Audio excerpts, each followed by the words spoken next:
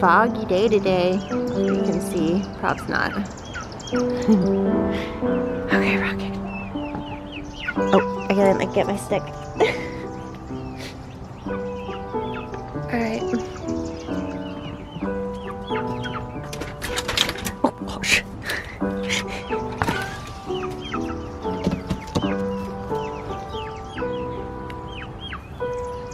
You guys, this is really hard to do with the camera. We've got to stop making this way. Okay. Good morning, Rocket. Good morning. No, no, no, no, no. Oh, gosh. Okay. That's just not good to do every morning. Rocket, we've got to stop meeting this way.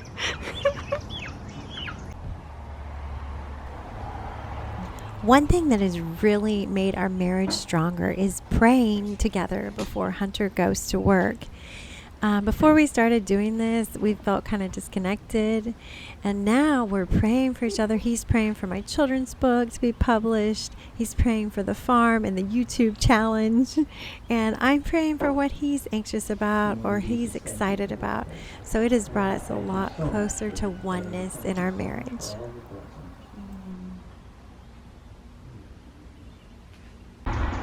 Hey guys, it is an exciting day because the plumbers just left giving us an estimate, so I'll show you why it's so exciting. There is a pipe broken somewhere in between here and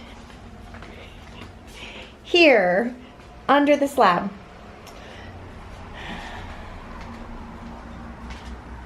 So for the last over a year, we've had a dry kitchen, meaning we can't let any water go down the drain because it will just back up because the pipe is broken under the slab.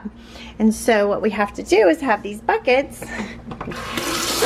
and we collect water in the buckets, so we wash our dishes in the buckets. So we came up with a system. It's a little easier than going outside to dump it. So we dump it into this bucket. And then we take that outside periodically when it gets full.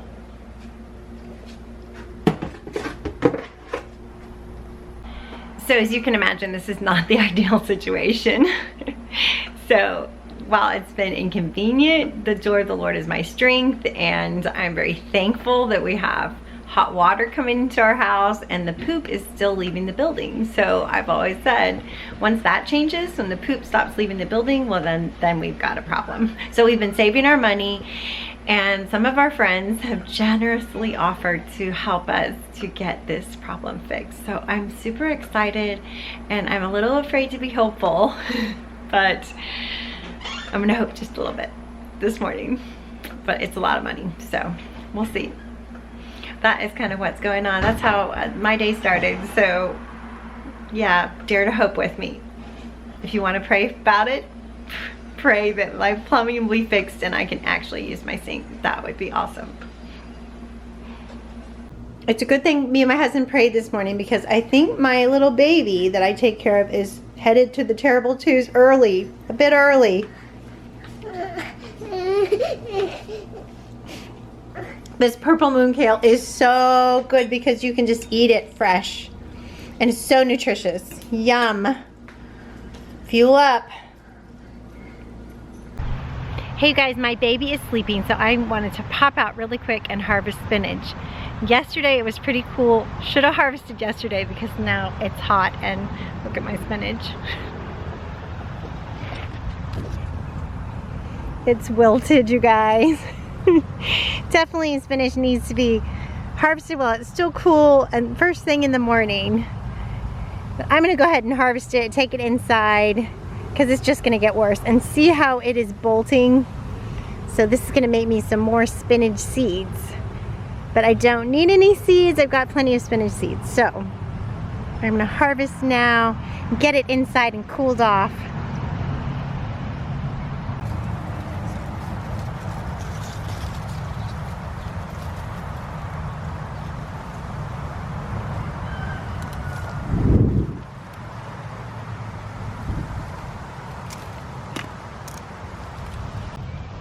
I think this spinach is called Noble Giant, and it does really well in Dallas, Texas. Let's rinse it off.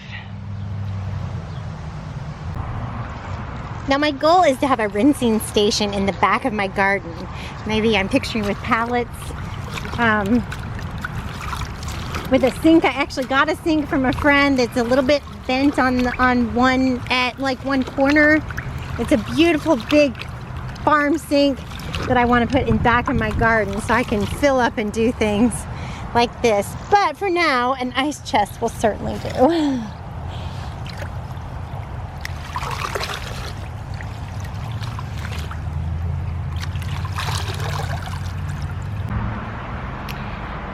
Question from Beverly. Thanks, Beverly, for sending in your question. If you guys have any questions about gardening, random questions about rabbits or gardening, ask them in the comments and I'll try to address that in my next video for sure. You asked, Beverly, how to grow spinach and lettuce, and I have to say that you're in Alabama, I'm in Texas, so there might be a difference in that way, in that Texas is kind of a tricky climate to grow quite a bit of food.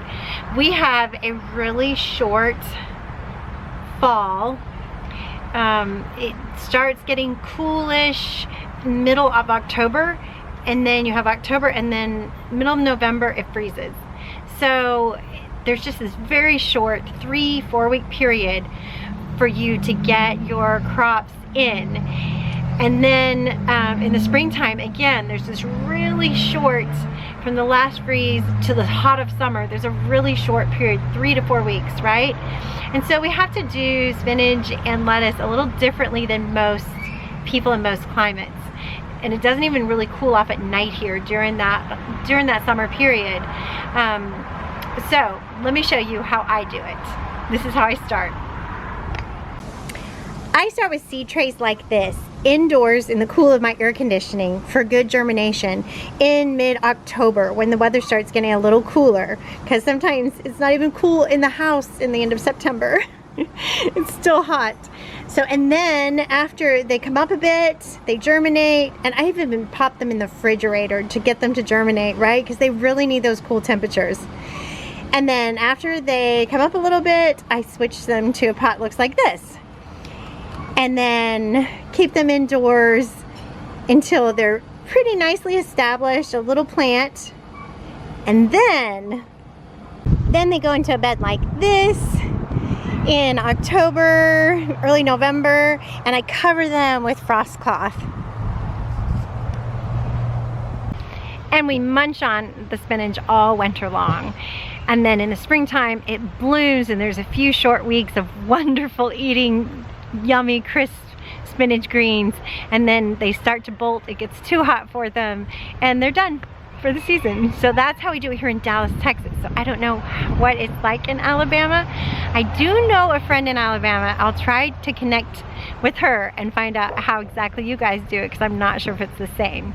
But when I just put my seeds in the garden, at least in my climate, I just wasted a lot of seeds. I just had very poor germination because the temperature just hadn't gotten cool enough. And if I waited till it got cool enough to put my seeds down in the soil, well then they were just little bitty, they'd just come up and it froze and killed them. So I was like, so frustrating. So I just started taking the whole thing inside and doing it in my seed trays, and then potting them up and putting them out in the garden and protecting them. That's the way I do spinach and lettuce here in Dallas, Texas. I hope that helps with your question. It is really invaluable to find a garden in your area, a gardener in your area. It just makes such a difference, because there can be tricky little things like that that you don't know about that can really help your success. So good luck. Every few days I have another crop of calendula flowers. They're so beautiful and so good for that skincare oil. So it looks like I will be out here this evening harvesting this crop too and drying them for more oil. Yes. They like the cool weather though, so these will not be blooming so nicely and beautifully very much longer either. As far as warm season things, I have some of my first tomatoes. This is my Tasmanian chocolate that I always talk about, that I love, in these containers. It's a container tomato. My purple beans are coming up. different varieties of tomato. This is Aroma. They're doing great. These leaves that are touching the ground, I do not want that. I want to pinch those off. And anything like close to the ground here, I want to get rid of because bugs just climb up it and doesn't do any good for the plant. Onions are bulbing up, so I'll be harvesting those soon. This is elephant garlic, and look how it's starting to kind of yellow and look bad. Well, it will look like an elephant stomped on it. I'll bend over and then I'll harvest. And this is regular garlic. I had a great crop of it this year. I'm so excited. I haven't really had that great of luck with regular garlic, so I'm super thrilled about that. That'll be harvesting soon. So ants apparently have been moving in. I don't know if you guys can see that in my rabbit hutch. So frustrating. So Amdro to the rescue. I don't know anything else to safely kill them in a hutch. Okay. Never a dull moment on the homestead. All right, I put some down there, and that seems to be where the ants are coming from. So hopefully they will take that to the queen and they will die. They don't seem to be bothering Rabbit too much, so that is really good that I don't think I have to move him right now. Whew. It is time to get your sweet potatoes ready for planting, so started. So, here we go. The roots will grow up. Let me get my water.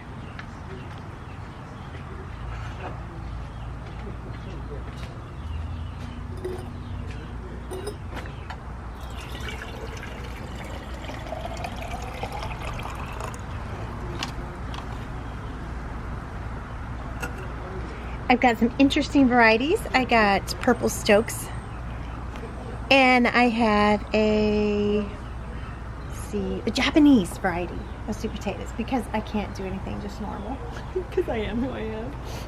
Okay, so these are purple inside, so really fun to eat purple food. Your family will love them. All right.